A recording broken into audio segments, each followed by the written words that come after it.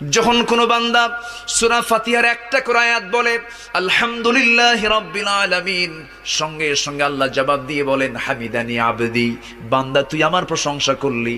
আর রহমানির রহিম যখন বলে আল্লাহ বলেন আসনা আলাইয়া আবদি। মালিক ইয়াউমিদ্দিন যখন বলে আল্লাহ বলেন মাজ্জাদানি আবদি।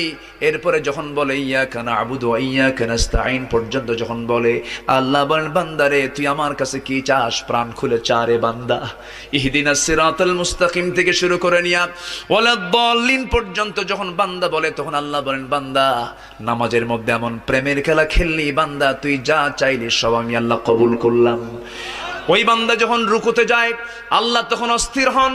ওই বান্দা যখন সিজদায় যাওয়ার জন্য প্রস্তুতি নাই, সমস্ত ফেরেশতাকে ডাক দিয়ে বলেন ও ফেরেশতারা, এই বান্দাগুলো আমাকে দেখলো না, রাসূলকে দেখলো না, কোরআনকে দেখে হাদিসকে বিশ্বাস করে আমাকে খুশি করার জন্য তার সবচেয়ে সম্মানজনক